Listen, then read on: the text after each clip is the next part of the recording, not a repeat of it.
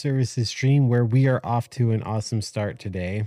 So I have an Elgato Stream Deck, and there's a button I push that starts the stream, starts recording, and moves to that countdown scene. And that same button is what I use to end the stream. It moves it to the final scene and does some stuff with Twitter. And so when that countdown timer finished today, I then hit the end stream button. So that was a pretty fast one there. So welcome to second stream today. This should be good.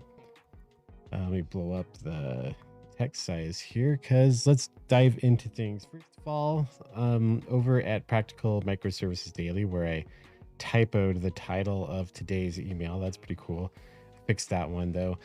I've been doing a whole lot of posts about like organizing software work and how to keep teams flowing and whatnot, but we're starting off a longer run technical series where we're going to talk about concurrency and running components in parallel, having more than one instance of the same component going. So be sure to check that out if that is interesting to you.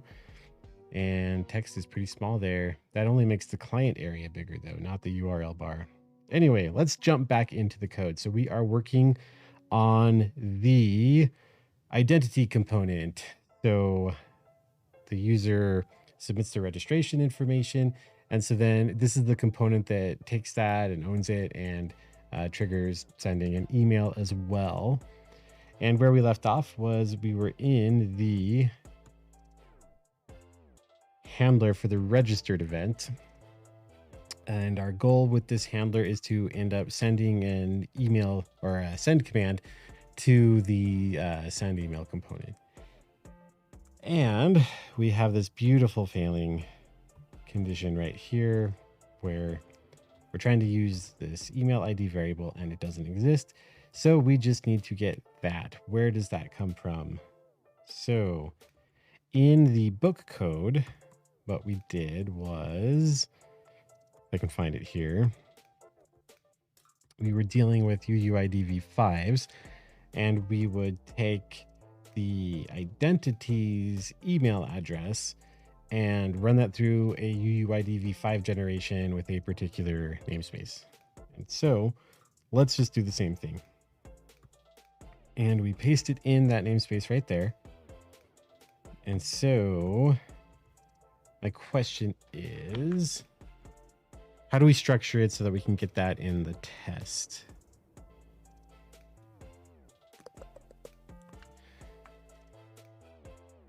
That could just be a class method on the handler, but that seems kind of weird. I prefer to have some sort of just have a module that both the handler and the test can use.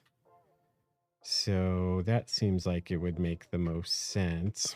So let's do that. Let's pull this out. Will this separate thing need its own test? I don't think so. I don't know. Let's just... No, I don't want to just like the handler test is more akin to an integration test than testing just this individual module would. So we'll just go ahead and make the individual module. So test automated. What will we call this? It's like the email ID.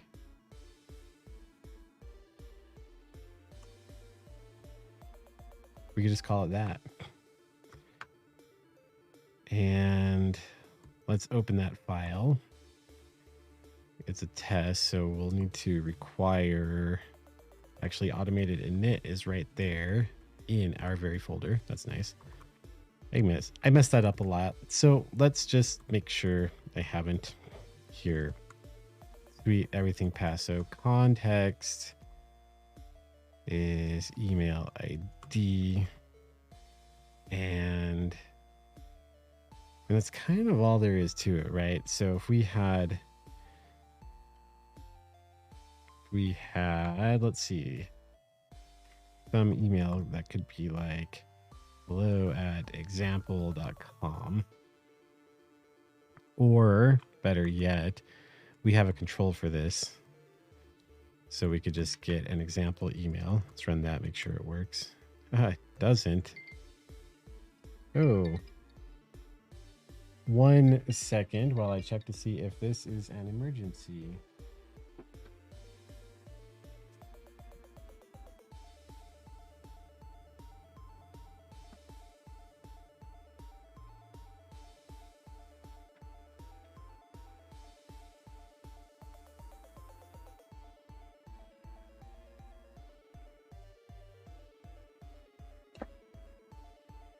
Yeah, there's one phone number in the world that I interrupt real life things for. Not that streaming's real life. It's kind of real life. Like, it's live at least.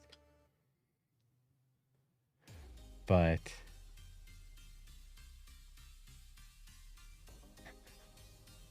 neat. Turns out my baby pocket dialed me. Lovely. I think that's funny. Okay, all right. Here we come. Let's come back here. So that didn't work. That's strange to me. I thought the controls were included here. Oh, no. Silly me. We do type controls every time. There we go. Now I'm going to sneeze. 1 second. Let's see if I can mute fast enough for this.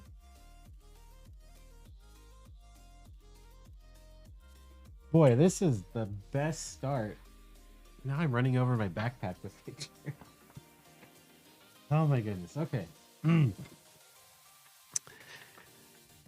It's been a while since I've inhabited a human host. Sometimes things go wrong like this. Anyway, all right. So we're looking at this control here. So we have an example email address. And what we would like to do is do something like this. And let's see. So the email ID would be email ID. I suppose we should set that equal to something and have correct syntax. So if we just did something like this, then we could say test. It correctly converts the email to an ID. And we would assert that email ID is equal to something. Now, what is that something?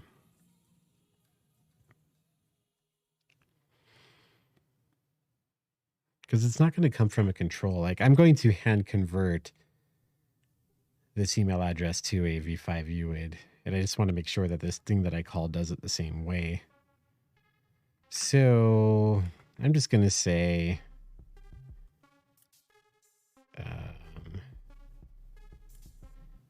expected email ID equals, and then we can come, I think I have this up here already. So let's grab the namespace UID right here. Uh-oh. Looks like you're trying to copy to the pasteboard, but mouse reporting has prevented making a selection. Sure. I don't even know what mouse reporting does for me. Maybe it's what makes it so I can scroll within something. And now I'm going to copy this without using the mouse anyway, so that was just silly. All right, let's dump that in place there. And then I don't remember what the control actually returns for an email address. So let's just open that real quick. Controls, email, hello@example.com, which is already there in the browser. So if we do it right, this is the UUID we should get. So I'll copy that and drop that in right there. And so expected email ID like so. Now, if we run this, we should get a name error because that email ID thing doesn't exist. So we can add that module. We'll just do that right at the root here. So we can say email id.rb. Neat. I closed the test we were working on. Now it's back. Module send email component module mold. Nice. Email ID. And this would have a call, no, a self.call method is what we're after. So this would be the email address.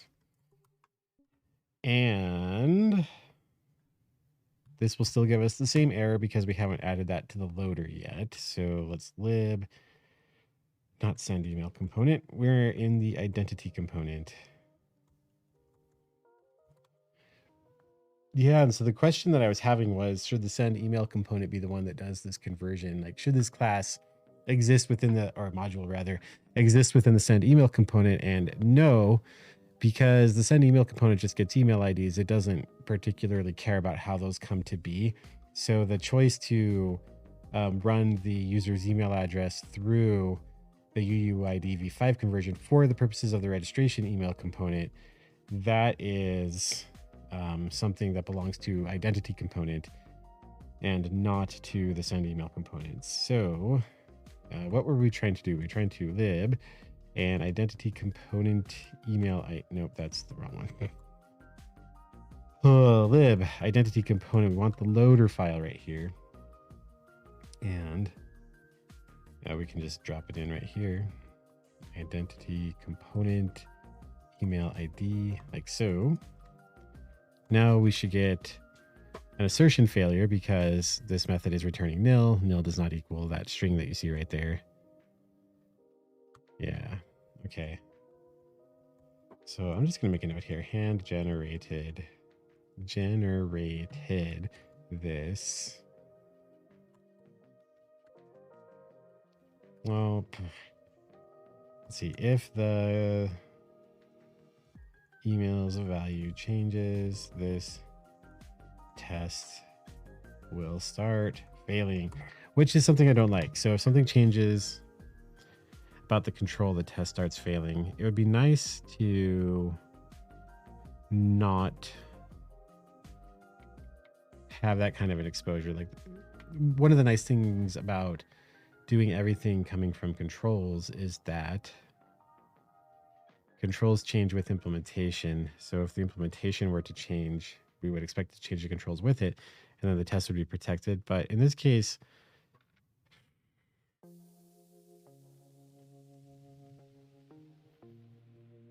no, I'm going to leave it as is. Let's leave it as is. That's fine for now. All right, so we can close the loader because we are now loading it. So now here's where we would actually do the conversion. And to do that conversion, we would want the handler open. Not to do the conversion, that's silly. I want to get this email namespace out of here because that belongs in this place. Like so, we can close that for now. Now then, to do this conversion, we're going to use the UUID tools gem. Ruby UUID tools. Once upon a time, I tried pulling in active support for this. Active support is a gem that is part of Ruby on Rails, but there's a well-known bug with active support and UUID v5s where there's some inconsistency with casing in the letter portion of a UUID. And I don't want to deal with that, so we're not going to. And we're going to use this instead. So sudo gem install. I don't like sudo installing anything. So let's come to our... I'm not going to put it in the gem file. Let's put it in... Does it have to be in the client? No, it doesn't. We're just going to put it in the component here. And let's see, that's a runtime dependency. UUID tools, like so. And now we'll need to reinstall the gems. So that's posture equals development. This is a good thing to do on a regular basis anyway. Continuous integration and all that doesn't just mean having a server that runs tests. I'll never stop saying that every single time. All right, so now we have that in there, and I forget the syntax for how to do this. Seems pretty straightforward. So that's going to return a UUID instance, but we want the string value of that. So it's probably just a matter of calling toS. So UUID tools will need to be in here.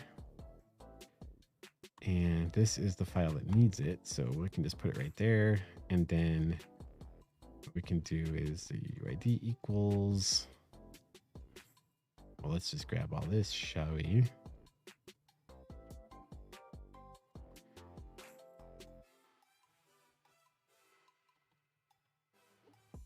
MD5 create sounds wrong.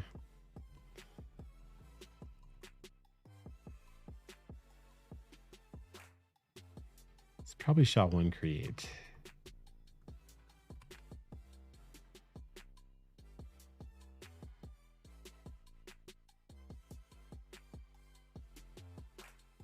There we go. Based on a SHA-1 hash of a namespace and name. SHA-1 can lead to collisions. I'm surprised that there hasn't yet been some sort of an update, like a V6 or something. But me not understanding it doesn't mean it should be different. I'm just expressing my surprise at it is all. So pass in the namespace and then the thing that we want to hash. Great. And then just return the string version of that. I think this test should pass now. It did not. Okay, so what happened? It needs to be a UUID object and not a string representation of one. So need to figure out how to do that. Maybe the Ruby Forge page has the documentation that we're looking for. If it loads. Been having network problems today. That's kind of obnoxious.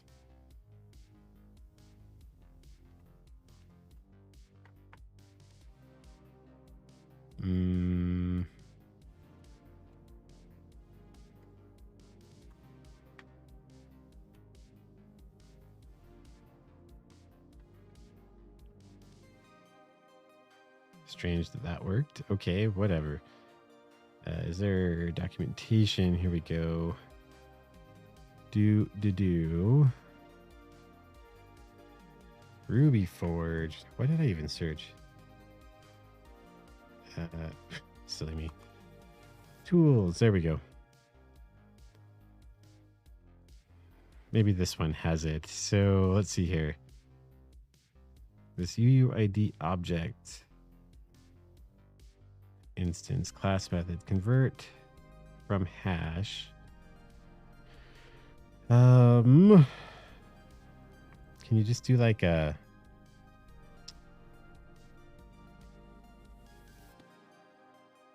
what am I trying to say? Just instantiate one. This is where it would be really nice to have. I don't think this is going to work. Right. Because that is installed locally. So need to, oh, I know how to do this. Never mind. Set software, practical microservices. This is the identity component. We can go into IRB and then require relative init. And now we should be able to require UUID tools. Didn't complain. There we go. Oops. New. And let's get the string here. And just drop that right in. Oops, right there. Boo. Right, because that's a module. Does it have a call method on it? It doesn't. So what do you have? Parse. There we go. What?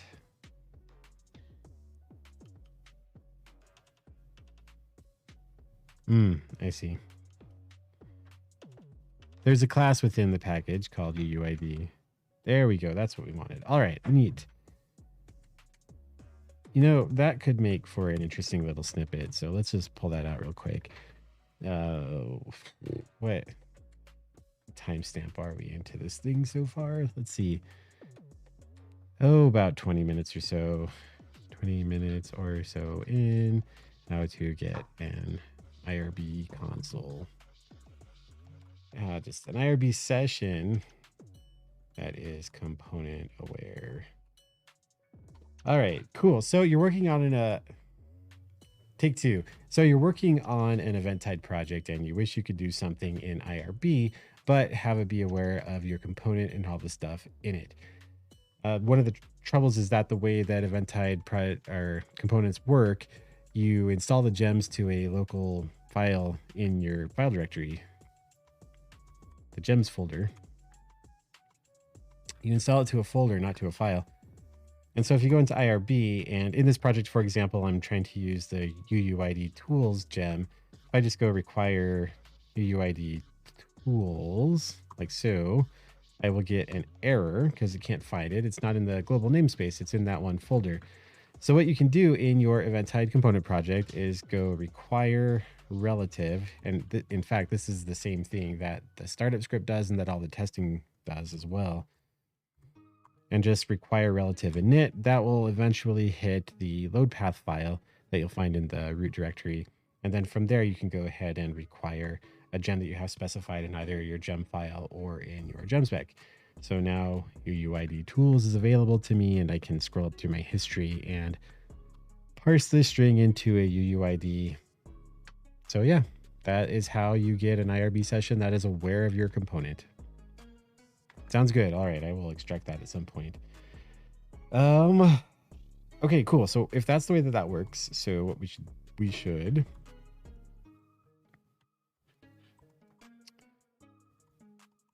just parse that in directly as part of the class definition, like so. You can exit that. And now when we run this, I believe no, it will not pass because we are returning the string here.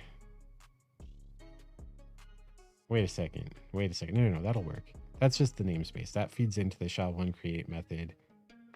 You know what won't work though? I left the example string. This actually needs to be that email that is passed into us. There we go. Okay, that's what we wanted.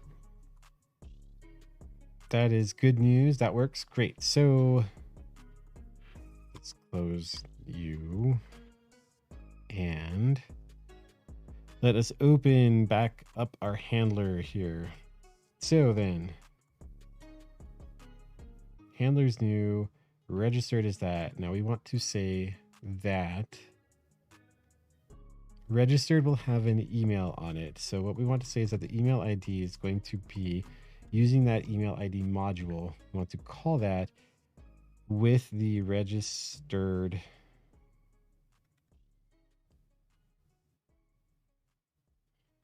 well, we will extract that because we'll need to compare the to value on the send command to this. So we want to do that. This will now fail because email is not defined. Oh, that was a different test. If we run the correct test, that will fail because that local variable email is not defined. Indeed. I exited off that too fast. Name error on email. That is what I expected to get. So we can come up here and say email is equal to register.email or fail. We want to make sure that we actually have an email on that control. Otherwise, the rest of the test is pointless. I forgot to predict what we were going to get, but this looks good. What it means is that the message that we're writing is not being written to the correct stream, which makes perfect sense because we're still saying some stream right here. So what we would need to do,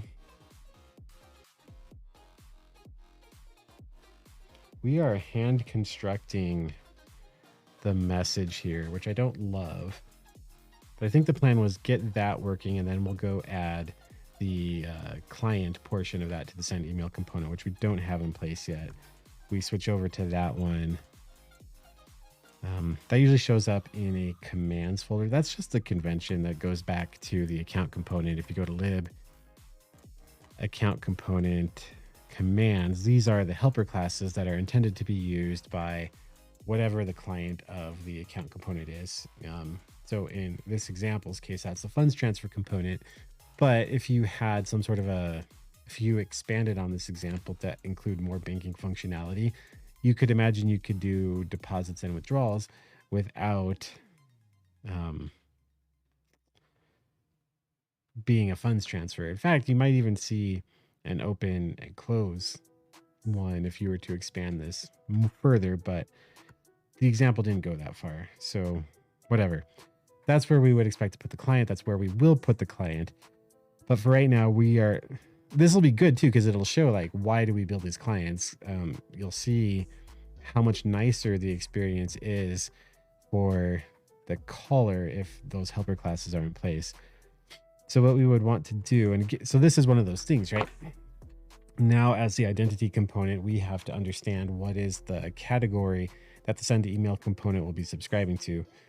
So command stream name, we could say, and that's going to be equal to send email, a detail that the client will handle for us, command, and then we need an email ID in there. We have not defined this email ID, but let's go ahead and just put command stream name in place.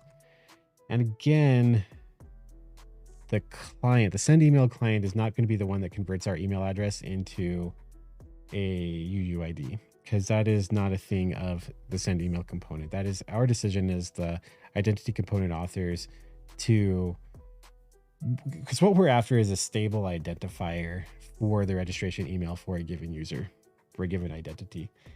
And when I was writing the book, it just seemed like, oh, that email address is stable for a given identity. That's the way that you identify one. So we can just make a UUID out of that. An alternative would have been to, in our registered event, we could have generated a UUID and just save that on the event. I don't like that as much because why? In all reality, if you were going to send an email upon registration, that probably would have come out with the first release of the product. But it's not clear to me that the registered event needs to know anything about the fact that an email is going to come later. So that's the reasoning. That's why we went with the email address. So what we would need to do is get the email ID. And we get that using our cool module that we made, and registered dot email like so. It might make more sense. Well, get it working, then we refactor. That's the way this works. I think this should pass now. It does. Great. Okay, so small refactor here. I want to actually pull out the registered dot email like so. And we don't need that refactor yet, actually, because it's the next little bit of code that's going to pull that into existence. So now we would go to context, attributes, going to make sure that the attributes on our send command are the ones that they have the correct values in them. So let's go over to the send email component and look at its message definition here. And so we're expecting an email ID, 2, which is an email address, a subject, text, and HTML for that. Ooh. I think in the book we actually generated real templates for this stuff. Let's have a look. See.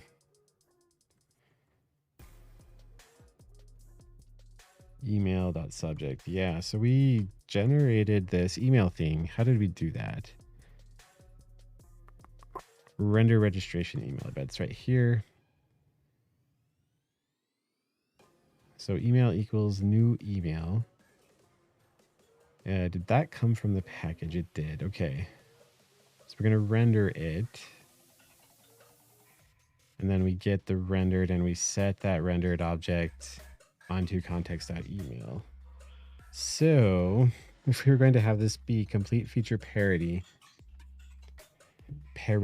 not parody, we would need a way to render emails from a template within this component. There's nothing wrong with that. If a component needs to render some HTML as part of its operation, it can do that. I'm just like, do I want to hunt down a way to do this in Ruby? Because that's not very interesting from a microservices standpoint. So the completionist in me really wants to spend the time researching a package to do that. The point of this exercise is to show this functioning and event tied side of me says that's not a big deal. Let's not worry about it. Maybe we can time box it 5 minutes. So in NPM land, there is a package called email templates. And if I'm not mistaken, it used pug templates. Yay. That's nice. So pug. Yeah. That's how we did it. So let's see. Ruby render email template. Right. I don't want to pull an action mailer. I don't want Rails in this. This is Twilio. Razor. I don't think this is the right. Although, wait, no, that looks like JavaScript. That doesn't look like JavaScript there. Who knows what this is? Whatever the case may be, it's not Ruby. I don't know that there is an equivalent package here. I am not going to pull an action mailer just to do this. App mailers. Yeah, this is just, it's too much.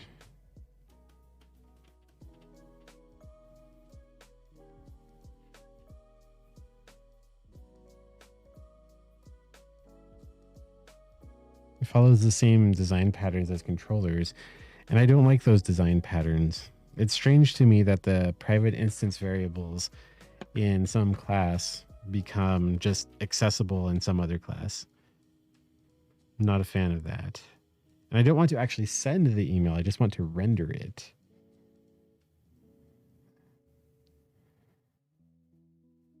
Calling the mailer.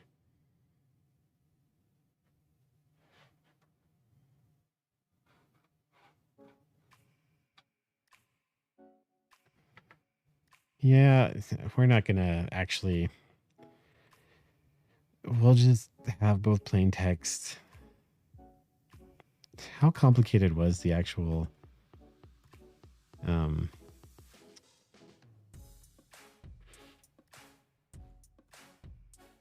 Oh. Well, that's not very complicated. We can just render that as a string here. So, all right. So the subject was welcome to the site. And the body of the email was welcome to the site. So we can actually hit feature parity here. All right. So having a look back at this, I switched too soon. To grab this bit of text here and come back and drop that into place. So these are the attributes that we need to test. So we can say test email ID do, and we want to assert that our send.to is equal to, nope, email ID is the thing. And that should be equal to email ID like so. And then so that can actually run without crashing, we can just comment those out. All right, son. See, we had all that text right there, so I went and copied it from JavaScript because that makes lots of sense. All right. Grab that like that. And why did I pull the email ID out separately already? Oh, so that we could have it in the stream there. Good stuff. All right. I believe this will fail because we haven't set email ID on our send command yet. And I accidentally opened 2 new panes.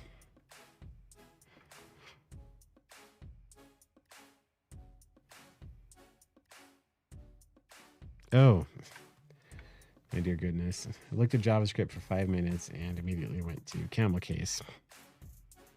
Okay, that wasn't it. Oh, no, it did it in 2 places. The shame of it all. Okay, insertion failed. That's what I expected. Good stuff. So we need to...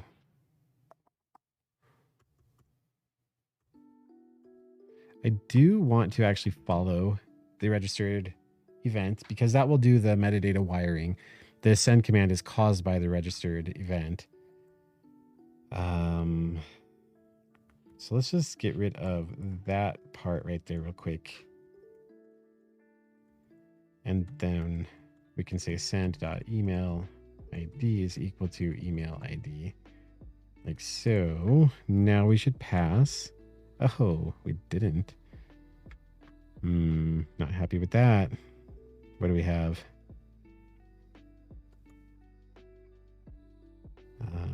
Has no setter for... Oh, right. Yeah, silly me. If we remove the include altogether, then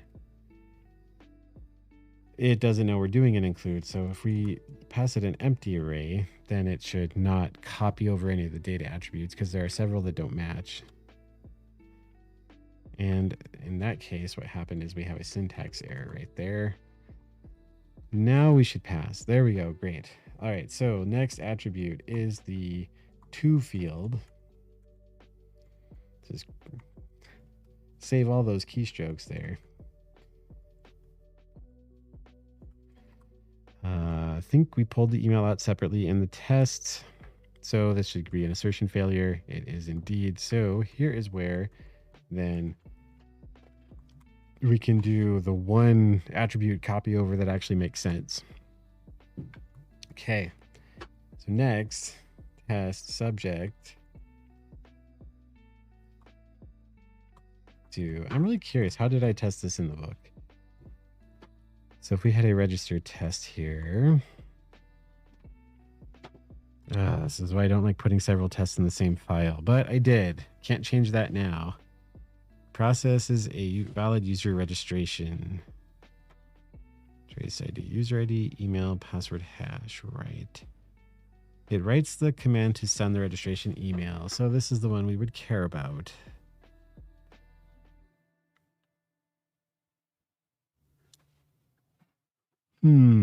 So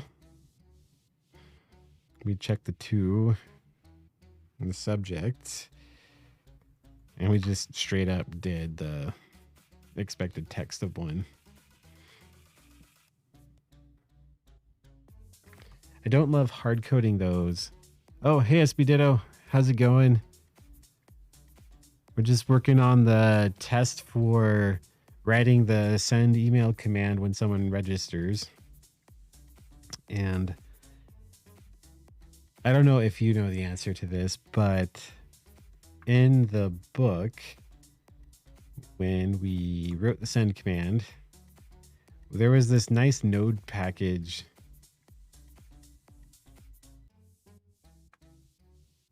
Right, it's not in this file. It's in the render registration email.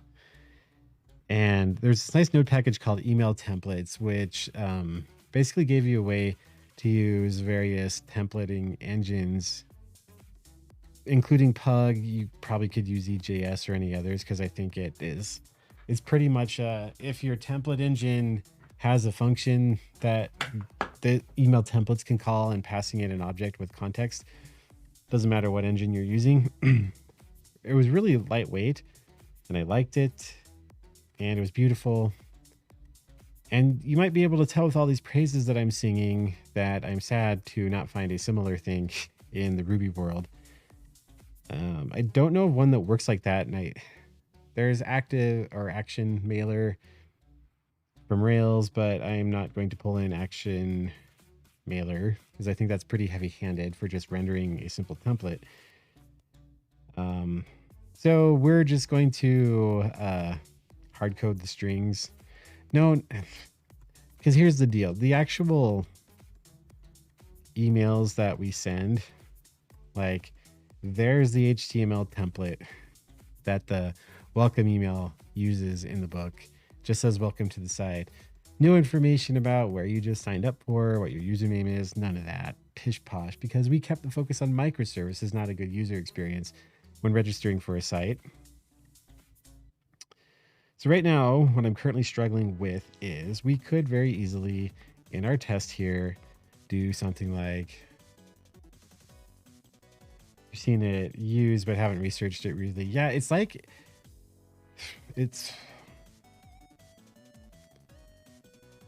not baked into Rails. Like I think you could use it separately.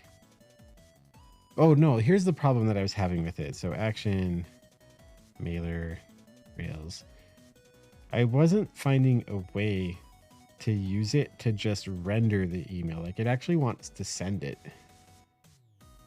And I don't want to send it. I just want to get what the plain text version of it is, what the HTML version of it is. So yeah, anyway, pish posh. That goes whatever. However, we have to do an assertion here that the subject of our send command matches something. And the way that I did the test in the book is I just hard coded what the value should be. And I don't know if that's the right way to do it. So like there's sometimes in a test where we're testing a handler right now. And the handler in theory, well, the handler in, there's a way to change the sender thing so it only opens in the browser or records to a hard drive, but I don't know how to do that. The hard drive option would be slightly more interesting because I suppose we could write the file and then open it and read it. That still seems weird, but I'm not going to worry too much about the particulars of the email here. But the design thing that's coming to mind is like, so the handler, even in the node code, called this email template thing to render the email. And so to test it, I knew what the strings would be and typed in what those strings are. Because it's like if the test also calls the thing to render the email, and then it's making sure that it got the same values back from the message and the controller. Like it just seems so, I guess what we're testing is that the handler actually called something. So it doesn't seem like the kind of thing that would be a control value either, because it's not stateful. It's not like the clock or writing to the message store here. It's a deterministic function. There's a, in the node code at least, there's a template file involved. And yes, we passed that through a renderer, but like that's going to be the same. It's just that the template happens to live on a file in the system. Doesn't make it feel stateful to me, because we could have just hard coded that template in some file or something. So I have no idea if these ramblings are making any sense, but it just feels weird to have a test call something, have the handler also call the same thing, and then compare the values that they got. It's that or hard coding it, I suppose. So basically what I'd be doing is writing a cruddy version of email templates, the npm package. For the purposes of this, is that so bad? Or maybe it should be a dependency so that we could control. Well, what are you trying to test and how do you know it works? Yeah, I'm trying to test that this handler over here, the registered handler, results in writing a send command that the send email component will pick up. That was one of the earliest ones we did in this whole undertaking that we started all those months ago. And what I want to test is to make sure that the subject is correct, that the subject attribute of this send command is what we expect it to be. And as it's currently coded, the subject at least is completely static. That's not going to change. Like even if we had actual dynamic emails that like were even in the most remote manner personalized to who actually signed up for it, I think the subject would still be fairly static. So yeah, I need to control. Yeah, I'm talking myself into this. It just seems so weird to have it as a dependency in the same way, because it's so deterministic. But my thoughts keep leading me down that place. Is that just because my thoughts are now shaped by how lovely dependency is? Possibly. Um,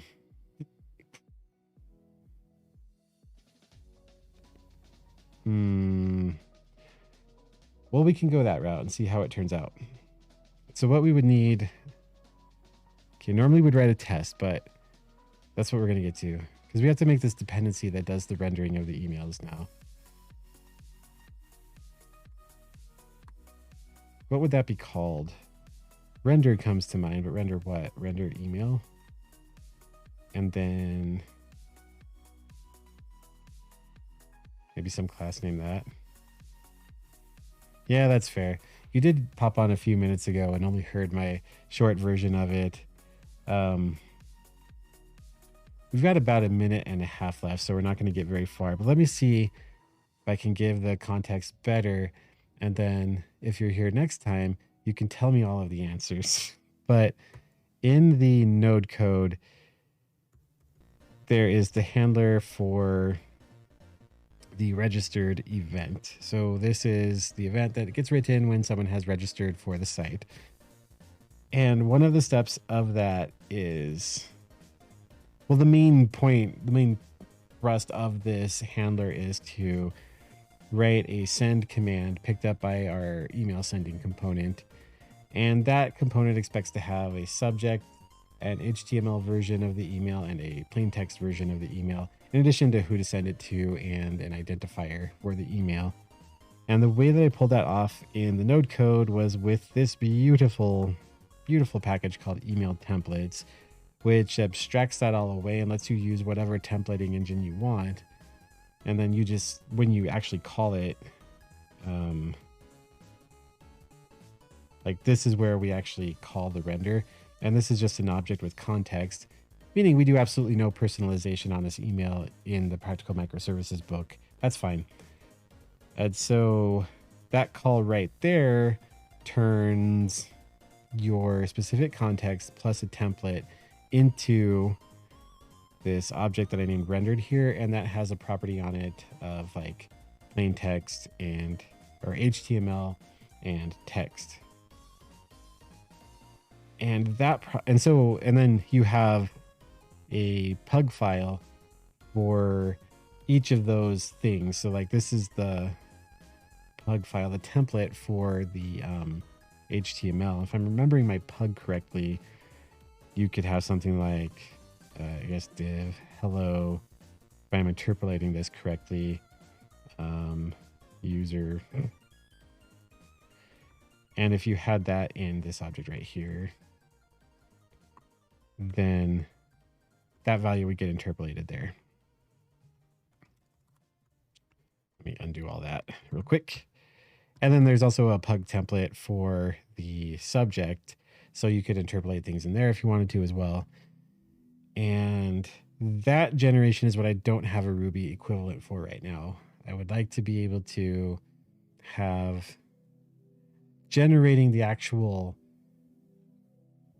bits, bytes, characters, whatever that make up the email such that I can extract a subject line, a plain text version, and an HTML version of it. And it feels unlike other stateful dependencies because rendering the template to me feels deterministic, like it's more or less just a plain old function call. And we typically don't do a dependency for something that doesn't depend on outside state. Now, yes, it reads the template files in, but those don't change on a per email basis. What would change is the parameters that passed in. It'd be like having a dependency for a method that adds two numbers together. You wouldn't do that. You just have the add function and reference it. So that's what I'm getting hung up on. How would a control factor into this? Unless there's a control for the renderer itself. I don't know. I don't even know that I can form the thoughts perfectly coherently at this point.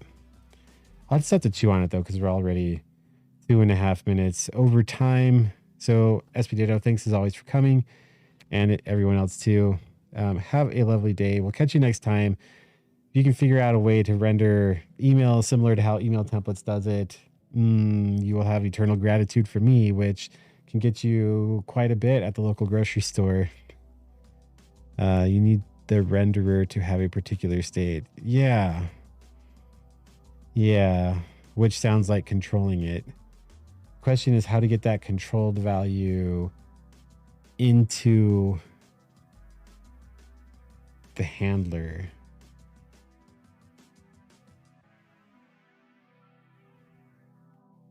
State needs to be more global, or you need to be able to control that state. The first one sounds like the one idea I was having that for some reason was rubbing me the wrong way, which was just have the test call the renderer with the same inputs that the handler would be calling it with to make sure we get the same value. And that would be testing that the handler was actually calling the renderer.